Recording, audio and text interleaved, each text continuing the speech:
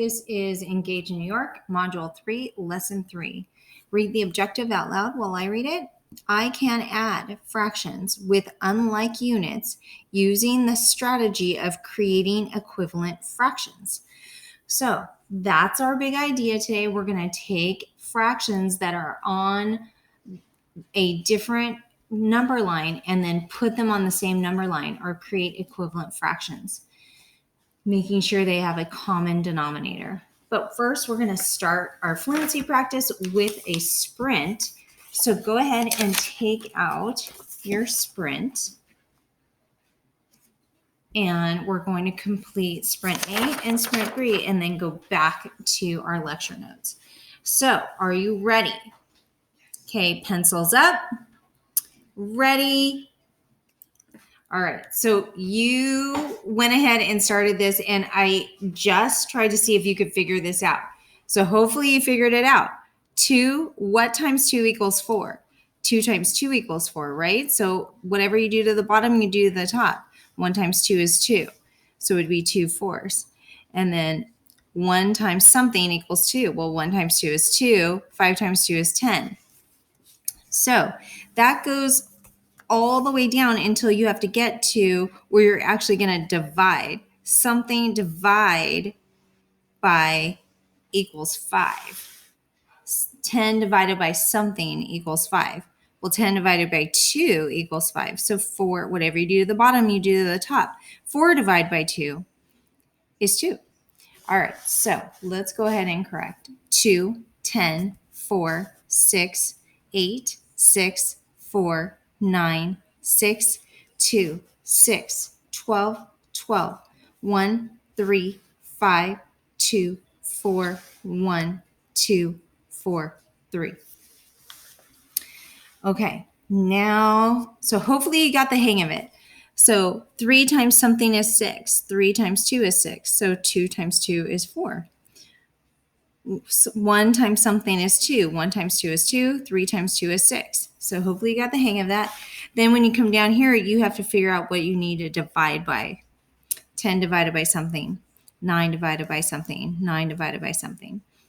All right, are you ready to try the next side? Now remember, it is your responsibility to finish the other side of the sprint just for practice.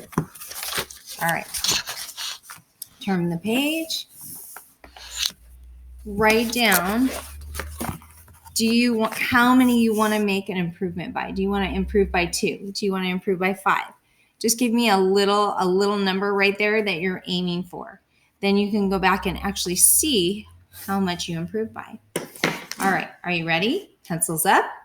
1, 2, ready, go. All right, so let's go ahead and debrief. 10, 4, 6, 8, 4, 2, 6, 3, 9, 8, 8, 3, 9, 8, 1, 1, 5, 5, 3, 3, 3, 4. So I got to the same spot. So I wanted to improve by at least 1, but I got to the same spot. So remember, it is your responsibility to complete this side as continued practice. So it's finding the missing numerator or denominator, and you're using your multiplication or division skills. All right, now back to our fluency. So we're going to add like fractions across here. Now remember what we learned before. When we're adding, you cannot add fractions unless they have the same denominator, a common denominator. So if you look here, these two have the same denominator. And if you think of what we were doing before and we were using the number line, and let's say this was 0 over 3, 1 over 3, 2 over 3, 3 over 3. So if you jump to 1/3, and then you jumped another 1/3, you'd end up at 2/3. So 1 plus 1 is 2, and they're on the same number line. So you just bring the 3 straight across. These here are on the same number line, they're on the fifths. So if you jump to 1/5 and then you jump to 2 more fifths, you'd end up at 3/5. So here's 1 plus 2 is 3/5. Again, if you were on the fourths number line, 0 over 4 to 4 over 4. If you jumped 1/4 and another fourth, you'd end up at 2/4.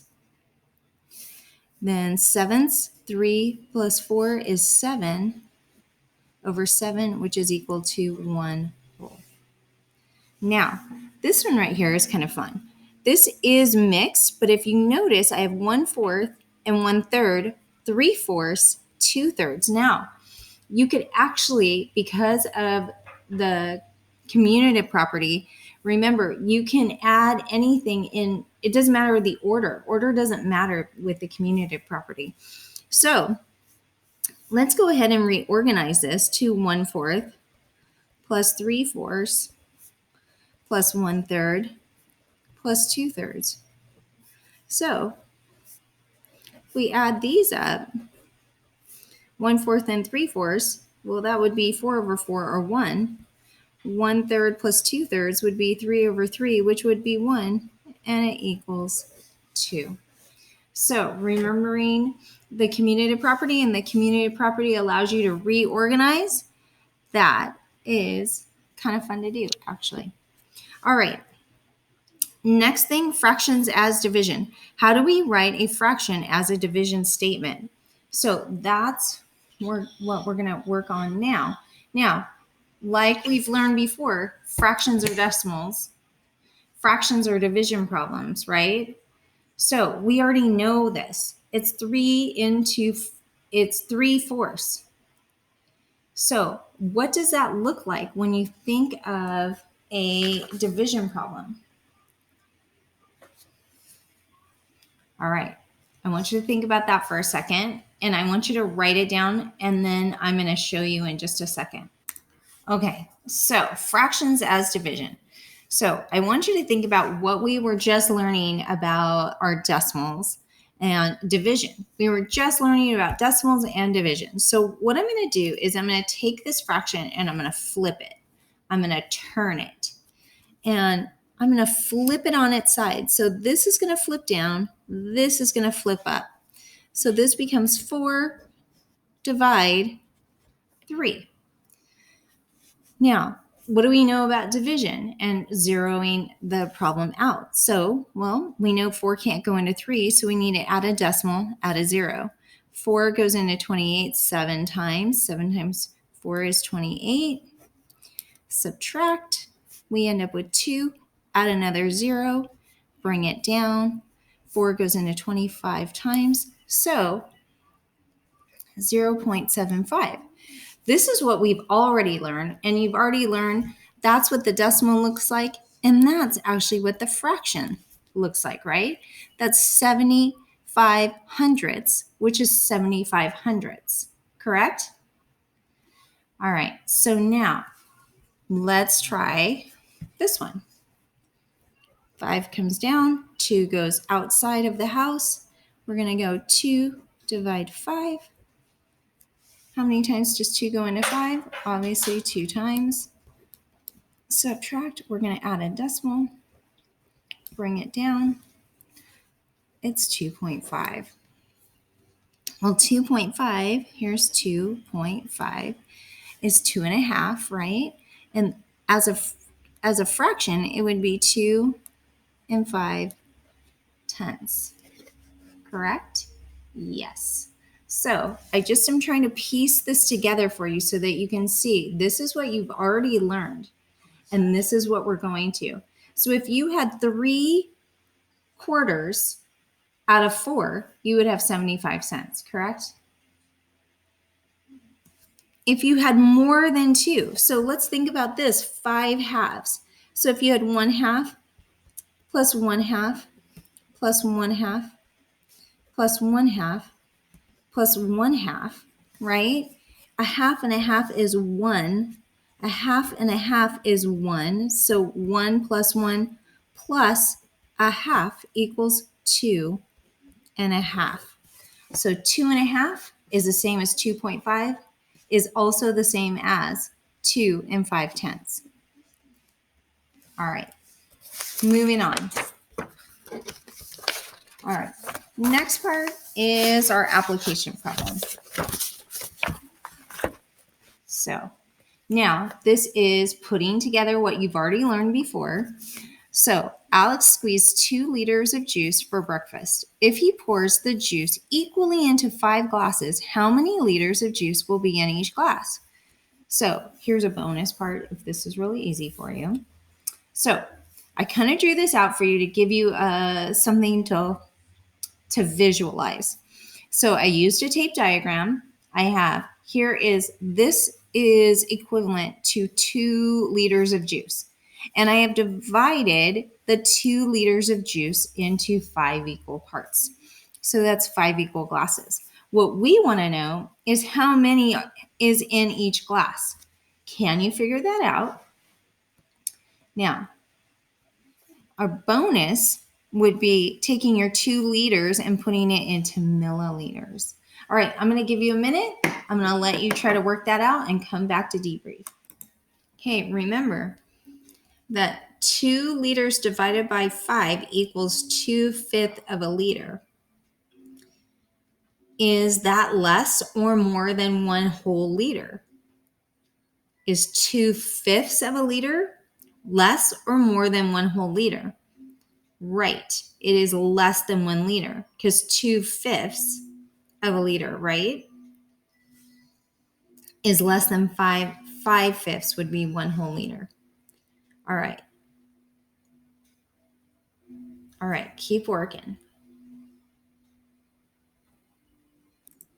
All right. So 5 units is equal to 2 liters. Now, what I keep trying to teach you is let's take this down to 1 unit. So 5 divided by 5 becomes 1, right? 5, and if you divide by 5, it becomes 1. Whatever you do to this side, you have to do to this side. So if I divide by 5 on this side, I divide by 5 on this side. So I end up with 1 unit is equal to 2/5 liter of juice. So 2/5 liters of juice will be in each glass. Now, the bonus is if we know that 1,000 milliliters is equal to 1 liter, well, let's turn that into 2 liters. So if I multiply by this by 2 and I multiply this side by 2, I end up with 2 liters is equal to 2,000 milliliters. So let's take that, what we know, and let's come over here and put it together. So 5 units is equal to 2,000 milliliters, because remember, we're going back to the bonus question up above. How many milliliters are in each glass? So if we took the liters and put it into milliliters, so 5 divided by 5 gives us 1 unit, right? So whatever I do on one side of the equation, I have to do on the other side of the equation to balance it. So 2,000 divide 5.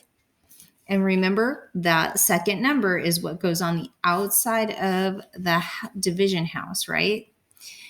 Because 2,000 is the dividend, 5 is now your divisor. So 5 goes into 2,000 400 times. So 400 milliliters of juice are in each glass.